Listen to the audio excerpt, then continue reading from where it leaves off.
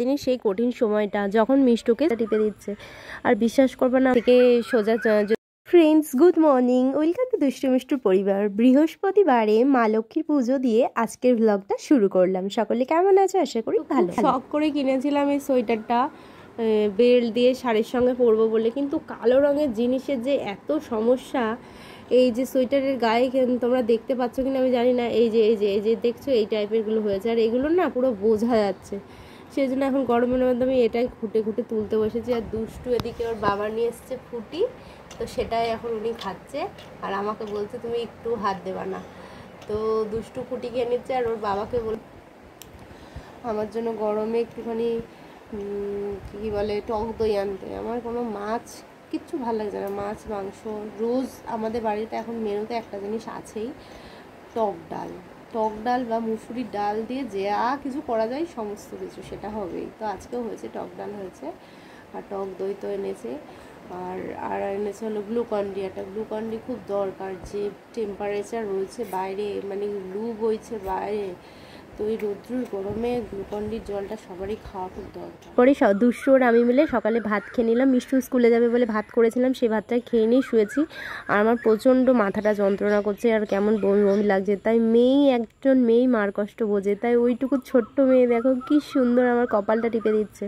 আর বিশ্বাস করবে না, আমার এতে যেন মাথা ব্যথা একদম সেরে গেল। আসলো সারাদিনের সেই কঠিন সময়টা যখন মিষ্টুকে স্কুল ছুটি হয়ে গেছে, আনতে যেতে হবে। বাইরের এত টেম্পারেচার, আমার বাড়ির থেকে শরীর খারাপ লাগছিল। তাই আমি কি করেছি দেখো, আমার মুখটা পুরো একদম ভূত করে ফেলেছি। পরিবেশের অবস্থাটা একবার দেখো, সমস্ত সবুজ গাছপালাগুলো কেমন নেতিয়ে মরার মতো হয়ে পড়েছে। মানে এত তাপে কেউ আর বেঁচে থাকার মতো অবস্থা নেই। তোমাদের যার বাড়িতে গাছ আছে তারা সবুজ গাছে অবশ্যই একটু জল দিও, কারণ গাছের এই সময় জলের খুব প্রয়োজন। আর আমাদের আশপাশে যে সমস্ত পশু পাখি আছে, কাক যারা আছে, তাদের জন্য কোথাও একটু নালা কিংবা নারকেলের যে মালাগুলো হয় ওতে করে একটু জল রেখে দিও, কারণ ওদেরও তো তেষ্টায় বুকটা ফেটে যাচ্ছে না এই প্রচণ্ড টেম্পারেচারে। পশু পাখি এদেরও খুব কষ্ট, আর সঙ্গে আমাদের এই সবুজ গাছপালা। গাছ না থাকলে কিন্তু আমরা অক্সিজেন পাবো না, আমরা অক্সিজেন। তোমাদের সাথে কথা বলতে বলতে চলে এসেছি মেয়ের স্কুলে, মানে ওর স্কুল এখনও ছুটি হতে কিছুক্ষণ সময় আছে, তাই বাইরে সব গার্জিয়ানরা অপেক্ষা করছে। আর এই জায়গাটায় এত সবুজ গাছপালা আছে, ওই জন্য একটু কি সুন্দর হাওয়া বইছে, প্রাণটা পুরো জুড়িয়ে গেল। কিন্তু না, আমার প্রাণটা জোড়ায়নি, আমার শরীরটা খুবই খারাপ লাগছে। মিষ্টুর বাবা এসছে সঙ্গে, ওকে যদিও কিছু বলতে পারছি না, কারণ ও এখন ডিউটি বেরিয়ে যাবে, এইসব কথা বলে টেনশন দেবো না। কিন্তু আমার মাথাটা সত্যিই খুব ঘুরছে আর সঙ্গে বমি বমি পাচ্ছে। জানি না কি কারণে এগুলো হচ্ছে আমার সাথে। জানো তো, সকাল থেকে এই প্রচণ্ড গরমে মিষ্টুকে বারবার বলছি, ঘুম থেকে উঠের থেকেই আমার কেমন মাথাটা ঘুরছিল আর এরকম শরীরটা খারাপ লাগছে। আমি ওকে তাই বলছিলাম, তুই কি করবি আজকে স্কুলে গিয়ে? আজকে টেম্পারেচারটা মনে হচ্ছে যেন অন্য দিনের চেয়ে একটু বেশি। শুনছি খবরে যা দেখছি আরও টেম্পারেচার বাড়বে। তোমরা সকলে আমার বন্ধুরা যারা আমার ভিডিও দেখছো একটু সাবধানে থেকো। আমি প্রথমে জানতাম না, কিন্তু পরে জানলাম যে 15 থেকে 22 এপ্রিল পর্যন্ত এরকম টেম্পারেচারই থাকবে। এরপরে হয়তো আরও বাড়তে পারে কিংবা এর মধ্যেও আরও টেম্পারেচার বাড়তে পারে। তাই তোমরা সকলে একটু সাবধানে থেকো, নিজের খেয়াল রেখো। আর তোমাদের সাথে কথা বলতে বলতে দেখো আমার সোনামানিকের ছুটিও হয়ে গেছে, স্কুল ছুটি পড়ে গেল। আর আজকের থেকে ওদেরকে গরমের ছুটিটাও দিয়ে দিয়েছে, কারণ এই টেম্পারেচারের জন্য শুধুমাত্র। গরমের ছুটি কিছুদিন পরে ছিল, কিন্তু এই রোদে কোন বাচ্চা যদি অসুস্থ হয়ে যায়, কে তার দায়িত্ব নেবে বলো? সেই জন্য তাড়াতাড়ি করে এই আগে ভাগে ছুটি দিয়ে দিল। আর মিষ্টু ওই দেখো ওর বাবার সাথে আসছে দৌড়াতে দৌড়াতে, যে মা জানো আজকে ছুটি, কালকের থেকে ছুটি। শুনে বাবা চাটনি খাবে বাড়ি গিয়ে, কত সুন্দর আঠা, আবার আমের গায়ে আঠা নেই। বাবা রাস্তায় আখের রসের গাড়ি দেখে আমাদের দাঁড় করালো, বলছে আখের রস খাও। বললাম নাও তাহলে। তো এই জায়গাটা কোনটা বলো তো? এটা একদম আমাদের যে কল্যাণী যে রেলগেটটা আছে, এই দিক থেকে সোজা যদি চলে যাও তাহলে চলে যাবা গয়েশপুরের দিকে রাস্তাটা, আর বাদিক দিয়ে গেলে গান্ধী হসপিটালের রাস্তাটা পড়ে। তো সেই জন্য আমরা এই জায়গাটায় আখের রসটা রয়েছে। আর চারিদিকে কি সুন্দর সবুজ গাছপালা, দেখতে কি সুন্দর লাগছে। মনে হচ্ছে যে ওই গাছের তলায় বসে একটু বিশ্রাম নিয়ে নিই। রৌদ্রের মধ্যে আর চলতে পারছি না, এত রৌদ্র। তো দুষ্টুর জন্য সকালবেলা ফুটি নিয়ে গেছে, ওই জন্য আর আখের রস নিয়ে আসলাম না, কারণ ও বাড়িতে গিয়ে ভাত খাবে, মিষ্টু বাড়ি গিয়ে ফ্রেশ হয়ে ওকেও ভাত দেবো। সেই জন্য আখের রসটা আমরা রাস্তা থেকেই খেয়ে নিলাম। এরপরে দুজন মিলে অটোয় উঠে পড়েছি, অটোয় উঠে বাড়ির দিকে যাচ্ছি।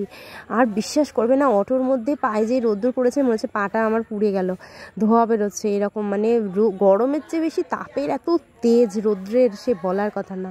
মানে আর আমি জানি না এই টেম্পারেচারের জন্য কি না আমার সত্যি মানে খুব উইক লাগছে।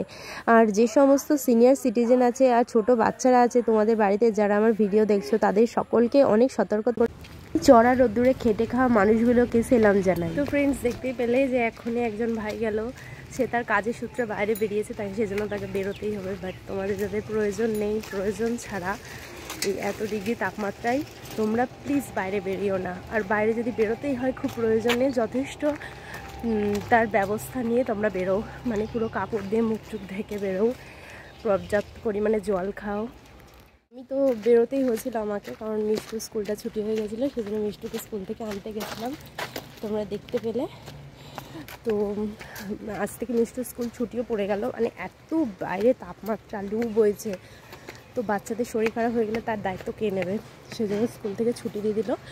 প্রথমে ছুটিটা ঘোষণা করেছিল 24 তারিখ অবধি, কিন্তু তারপরে শুনলাম ছুটিটা বাড়িয়ে 1 মে পর্যন্ত করে দিয়েছে, কারণ গরম এখন কমার তো কোনো চান্সই নেই, উল্টে আরও এত গরম, সেজন্য রাস্তাঘাটে বেরোনো যাচ্ছে না। রাস্তাতে মানে পিচের রাস্তা বিশেষ করে হাঁটলে পুরো পা মনে হচ্ছে যে সামনে যেন আগুন জ্বলছে, আগুনের ধোঁয়াটা গায়ে আসছে। বাইরে বাতাসটা এতই মানে কি বলবো, টেম্পারেচারের জন্য এতই গরম, নিঃশ্বাস নেওয়ায় কষ্ট হয়ে যাচ্ছে। আর এই রোদ্রে বেরোলে স্ট্রোক হওয়ারও সম্ভাবনা রয়েছে, ডাক্তাররা অনেকে বলছে। সেই জন্য তোমরা এই গরমে প্রচুর পরিমাণে তরল জাতীয় জিনিস খাও, জল খাও, শরবত খাও, গ্লুকন-ডি খাও, আর বাইরের খাবার দাবার একটু অ্যাভয়েড করো। বাচ্চাদের আর বয়স্ক একটু সিনিয়র সিটিজেন যারা বাড়িতে আছে তাদের জন্য বিশেষ করে এই নিয়মটা, যে বাইরের খাবারটা এই কদিন অ্যাভয়েড করো। বাড়িতে নর্মালি বাড়ির খাবার খাওয়াই ভালো, শরীরটা ভালো থাকবে, সুস্থ থাকবে।